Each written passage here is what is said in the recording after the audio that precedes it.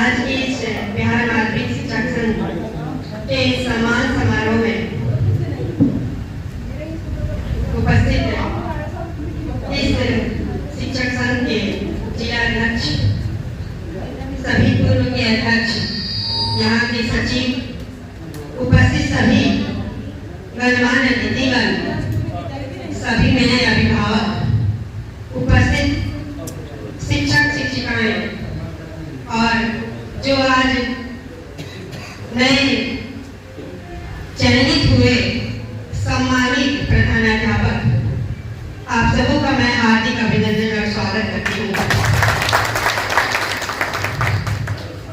बहुत ही हर्ष का दिन है ये। मुझे भी पता चला कि हमारे जिले से करीब 140 जो अध्यापक अध्यापिकाएं वो आज बीपीएससी के द्वारा प्रधानाध्यापक और प्रधानाधिकारी बनी। बहुत बड़ा सम्मान का समय है और मैं सबको आपको बहुत बहुत शुभकामनाएं और बधाई देती हूँ।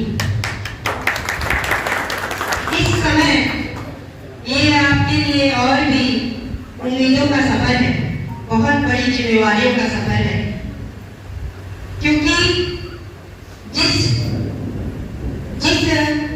दायरे में रह के आपने काम करना तय किया है, जिस जिम्मेवारी को आपने लिया है, जिसको अपना करियर बनाया है, वो सही मायनों में कहा जाए तो समाज के लिए अपना योगदान है, समाज के लिए अपना त्याग है,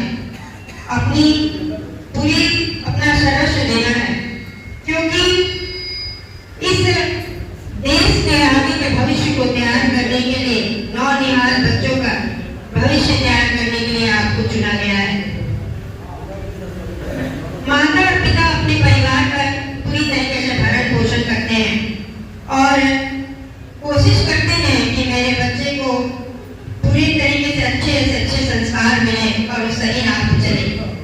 लेकिन उस घर की दहलीज को पार करने के बाद जब बच्चा किसी शैक्षणिक संस्थान में पहुंचता है तो उसकी पूरी जिम्मेवारी उसके गुरु की हो जाती है और वो कच्ची माटी, उसको क्या रूप देना है, क्या आकार देना है, क्या उसका स्वभाव बनाना है, वो पूरी तरीके से आप लोगों पर निर्भर हो जाता है।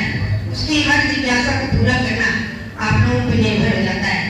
तो मेरी उम्मीद भी है और मुझे पूरी आशा भी है कि आप सभी अपनी जिम्मेदारियों का पूरी तरीके से निर्वहन करेंगे। उन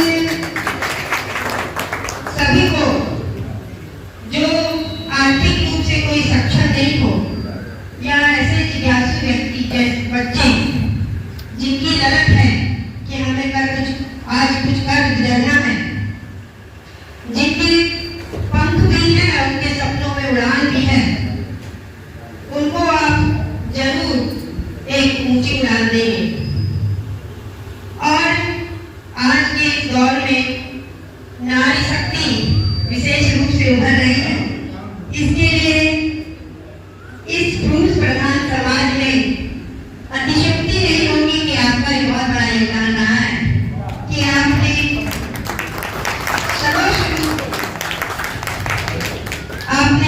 समानांतर सभी तरीके से सहभागिता निभाने के लिए कदम कदम पर हमें आगे बढ़ाने के लिए सहयोग दिया है।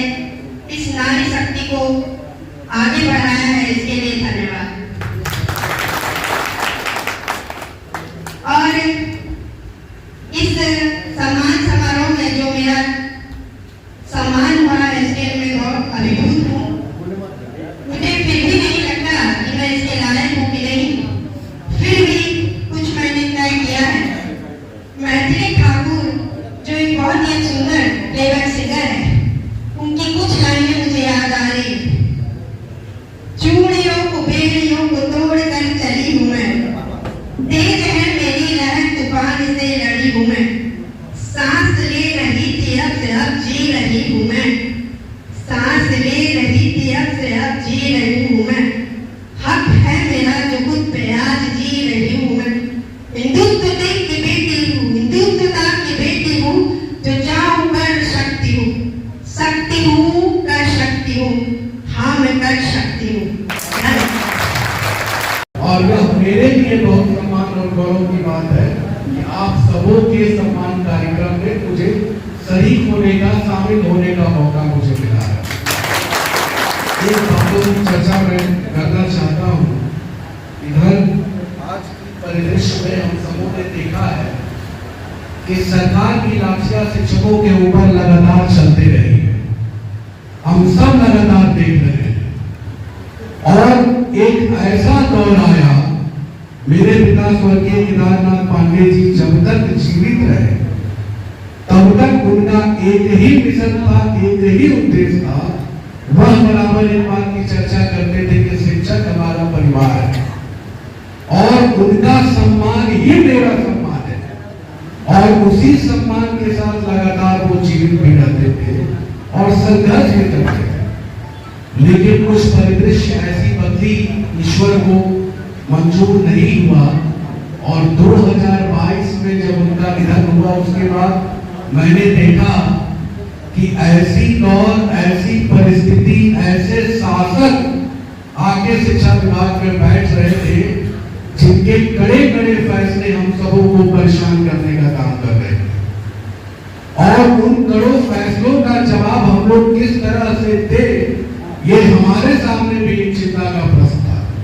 लेकिन मैं यह देखा कि बिहार माध्यमिक शिक्षक संघ ने मजबूती से लड़ाई लड़ी, पहले भी लड़ा है, आज भी लड़ रहा है और आगे भी लड़ते रहेगा, क्योंकि यह संगठन का एक बहुत पुराना इतिहास रहा है। मैंने देखा उस परिदृश्य में कई बार जाके मैंने बिहार के माननीय मुख्यमंत्री महोदय को कहा, जब विशिष्ट शिक्षक की बात चल रही हो, डीआरई वर्ग शिक्षक की बात चल रही हो या प्रधान अध्यापकों की बहाली की बात चल रही हो, मैं देखा कि मेरे स्वर्गीय पिताजी लगातार बिहार विधान परिषद में सरकार का ध्यान इस ओर आकृष्ट कराते थे कि बिहार के 78,000 विद्यालय प्रधानाध्यापक भी चल रहा है और आपकी ऐसी व्यवस्था है कि वह सब सारे विद्यालय जो है प्रभार के रूप में चल रहा है, प्रधानाध्यापक नहीं है। उनकी ही एक योजना और स्वरूप बनाई गई थी। उन्होंने कई मांगों को किया था और कई मांगों को सरकार का ध्यान आकृष्ट किया था और 2022 में भी कुछ हमारे बिहार लोक सेवा आयोग से प्रधानाध्यापक चयनित होकर आए थे और इस बार भी जो निकली बहालियां उसमें भी मैंने देखा कि बहुत सारे त्रुटियां थी और बहुत सारे हमारे भाई जो है वह बीपीएससी प्रधानाध्यापक की परीक्षा में शामिल नहीं हो पा रहे थे, बैठने की अनुमति उनको नहीं मिल पा रही थी। और उसमें सबसे प्रमुख जो बात थी, जो हमारे शिक्षक साथी जो नियोजित थे, जो डीआरई वर्ग में चले गए थे, उनको भी आवेदन करने की अनुमति नहीं मिल रही थी।